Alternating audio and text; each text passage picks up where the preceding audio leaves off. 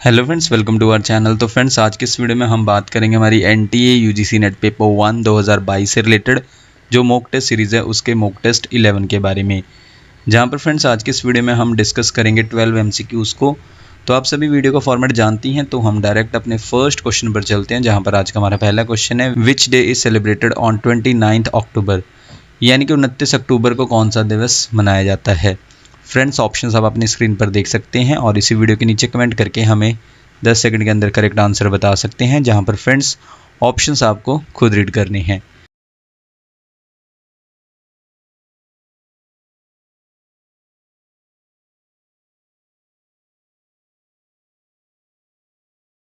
इनमें से 29 अक्टूबर को दिन सेलिब्रेट किया जाता है। ऑप्शन है इंटरनेशनल इंटरनेट डे, और इंटरनेशनल इंटरनेट डे को पहली बार जो है अक्टूबर 29 को 2005 में सेलिब्रेट किया गया था। इसके बाद फ्रेंड्स हमारा नेक्स्ट क्वेश्चन है, क्वेश्चन नंबर सेकंड में आपको बताना है, which of the following is not associated with Takshashila, यानी कि इनमें से कौन तक्षशिला से नहीं जुड़े हैं। नंबर 1 है चरक, नंबर सेकंड है Kautilya, number third Shilabhadra, number fourth Chandragupta Maurya, number fifth Xuanzang, number 6 Kumar Bharat. Friends, code आप अपनी स्क्रीन पर देख सकते हैं और इसी वीडियो के नीचे कमेंट करके हमें 10 सेकंड के अंदर करेक्ट कोड बता सकते हैं।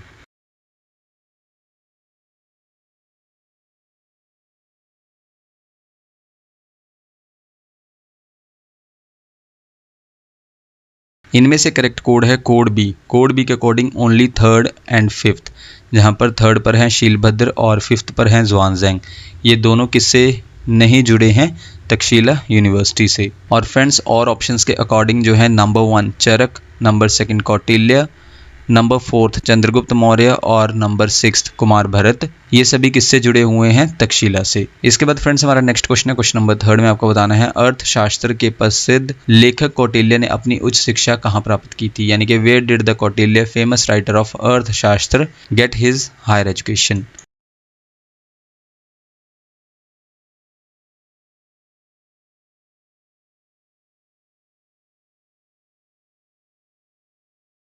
अर्थशास्त्र के प्रसिद्ध लेखक हैं कौटिल्य, जिन्होंने अपनी हायर एजुकेशन कहाँ पर प्राप्त की थी। ऑप्शन ए तक्षशिला में। क्वेश्चन नंबर फोर्थ है, Vikramshila is known to us mainly through Tibetan sources in whose writing is it specifically described, यानी कि विक्रमशिला के बारे में हमें जो है मुख्य तौर पर तिब्बतन सोर्सेज से पता चलता है, और ये विशेष रूप से किन की राइटिंग में डिस्क्राइब किया गया है।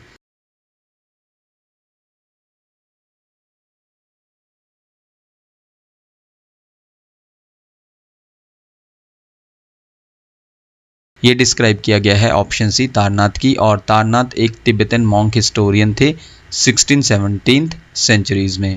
क्वेश्चन नंबर फिफ्थ है, which of the following is associated with Vikramshila, यानी कि निम्नलिखित में से कौन विक्रमशिला से जुड़ा है।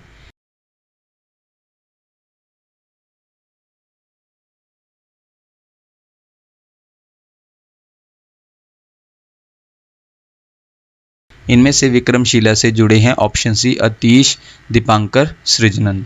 इसके अलावा option A Mahavir, option B Kautilya, option D Shilabhadra, ये नहीं जुड़े हैं किससे, विक्रमशिला से। अतीश दीपांकर सृजनन एक बंगाली बुद्धिस्ट रिलीजियस लीडर थे और मास्टर थे कहाँ से, इंडियन सब कॉन्टिनेंट से, यानी कि भारतीय उपमहाद्वीप से। इसके बाद फ्रेंड्स हमारा नेक्स्ट क्वेश्चन है, question number 6, mark the correct statement या फिर statements about education in Buddhist era, यानी कि बौद्ध युग में शिक्षा के बारे में सही कथन को चिन्हित करें।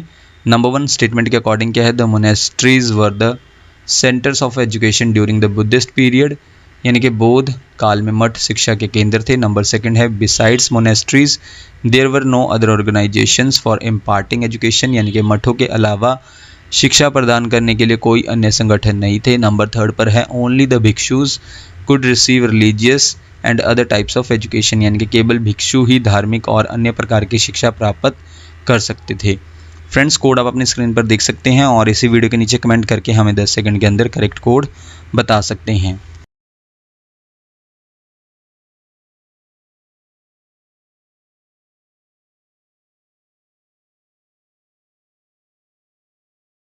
इनमें से करेक्ट कोड है कोड डी। कोड डी के अकॉर्डिंग ऑल ऑफ दीज, यानी कि सभी स्टेटमेंट्स करेक्ट हैं किसके बारे में, एजुकेशन इन बुद्धिस्ट ईरा के बारे में, यानी कि बौद्ध युग में शिक्षा के बारे में। ये तीनों कथन सही हैं, जहां पर स्टेटमेंट नंबर 1 के अकॉर्डिंग क्या था, कि जो मोनेस्ट्रीज थी वो सेंटर्स थे एजुकेशन का बुद्धिस्ट पीरियड में, यानी कि बौद्ध काल में मठ शिक्षा के केंद्र थे। उसके बाद सेकंड स्टेटमेंट के अकॉर्डिंग मठों के अलावा शिक्षा प्रदान करने के लिए कोई अन्य संगठन नहीं थे।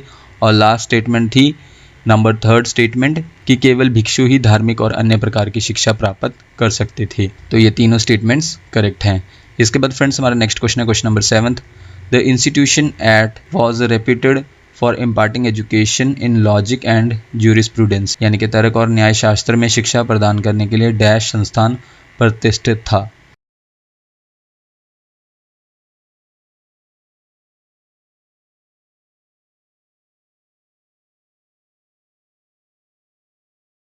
इनमें से वो था ऑप्शन डी विक्रमशिला। किसमें शिक्षा प्रदान करने के लिए? लॉजिक एंड ज्यूरिस्प्रूडेंस में। इसके बाद फ्रेंड्स हमारा नेक्स्ट क्वेश्चन है question number 8th। Dash the president of the board of control had an important effect on spreading English learning and female education in India, यानी कि वह कौन थे? नियंत्रण बोर्ड के अध्यक्ष थे और जिन्होंने भारत में अंग्रेजी सीखने और महिला शिक्षा पर एक महत्वपूर्ण प्रभाव डाला।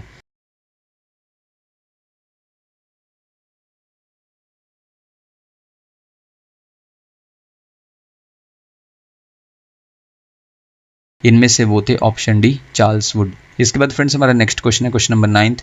द कोर्सेज होस्टेड ऑन स्वयं are in how many quadrants, यानी कि स्वयं पर होस्ट किए गए पाठ्यक्रम कितने भाग में हैं?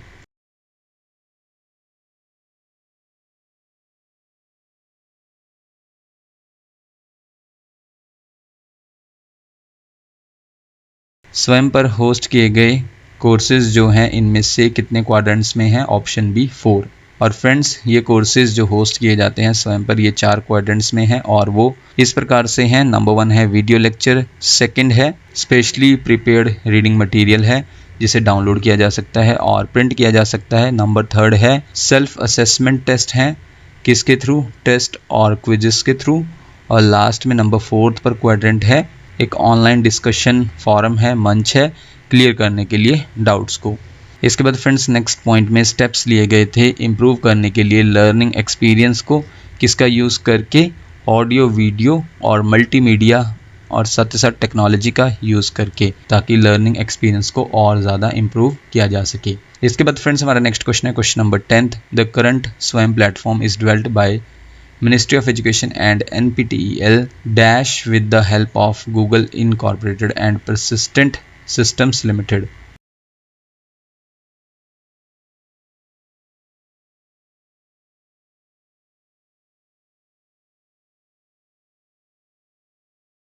करंट जो स्वयं का प्लेटफॉर्म है उसे विकसित किया गया है मिनिस्ट्री ऑफ एजुकेशन द्वारा, NPTEL द्वारा, यानी कि national programme on technology enhanced learning द्वारा, और साथ ही साथ इनमें से ऑप्शन ए IIT मद्रास द्वारा। इसके बाद फ्रेंड्स हमारा नेक्स्ट क्वेश्चन है question number 11th। When were the first 2 education policies introduced, यानी कि पहले की 2 शिक्षा नीतियाँ कब लाई गई थी?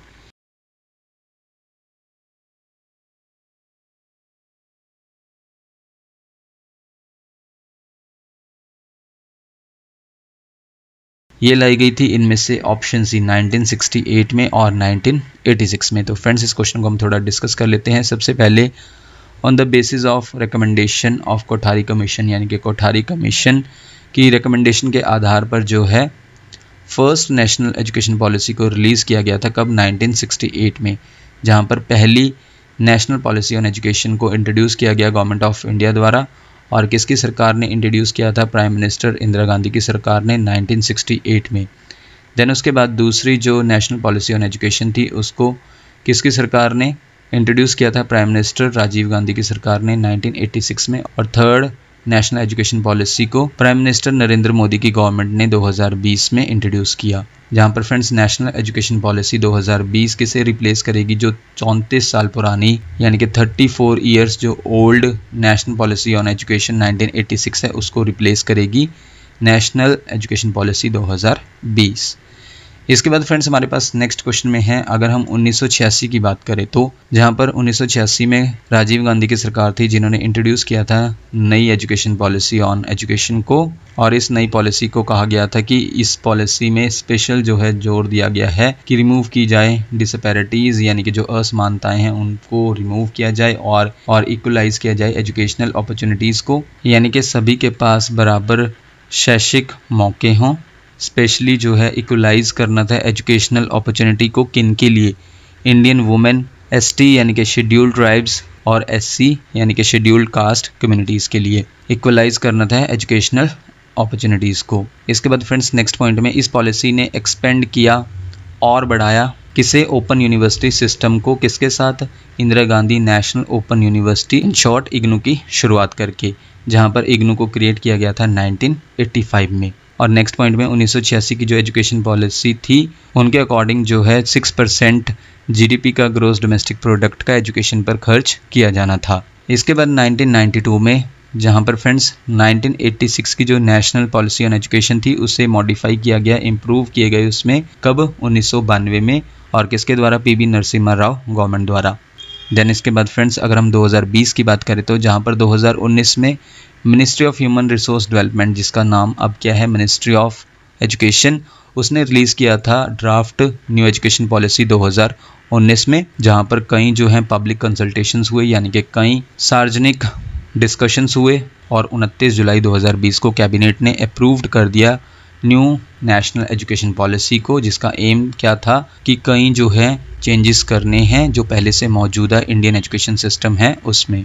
इसके बाद फ्रेंड्स नेक्स्ट पॉइंट है हमारा, ये पहली एजुकेशन पॉलिसी है 21st सेंचुरी की जिसने रिप्लेस किया है 34 साल पुरानी नेशनल पॉलिसी ऑन एजुकेशन 1986 को, और जो बनी है 4 फाउंडेशनल इसके पिलर्स हैं, यानी कि मूलभूत स्तंभ हैं। सबसे पहले है एक्सेस, यानी कि लोग जो हैं ईजिली एक्सेस कर सके एजुकेशन तक। देन उसके बाद इक्विटी, यानी कि निष्पक्षता हो। उसके बाद है क्वालिटी, यानी कि क्वालिटी एजुकेशन प्रोवाइड की जाए। अफोर्डेबिलिटी हो, एजुकेशन जो है अफोर्डेबल हो सभी के लिए। और अकाउंटेबिलिटी हो, यानी कि जवाबदेही हो, यानी कि जिम्मेदारियां हो। ये फाउंडेशनल पिलर्स हैं, मूलभूत स्तंभ हैं किसके, नेशनल एजुकेशन पॉलिसी 2020 के। और फ्रेंड्स आज का हमारा लास्ट क्वेश्चन है question number 12। The 3 language formula is a language learning policy first formulated in dash, यानी कि त्रिभाषा सूत्र डैश में पहली बार तैयार की गई भाषा सीखने की नीति है।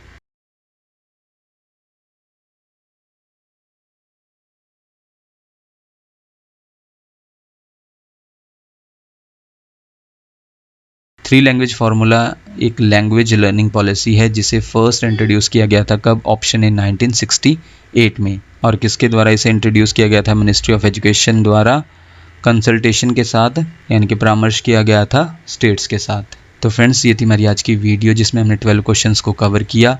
आप हमें इसी वीडियो के नीचे कमेंट करके बता सकते हैं कि आपने टोटल क्वेश्चंस यानी कि 12 क्वेश्चंस में से कितने क्वेश्चंस को करेक्ट मार्क किया। नेक्स्ट वीडियो आपको जल्दी चैनल पर मिल जाएगी। So thank you friends for watching this video.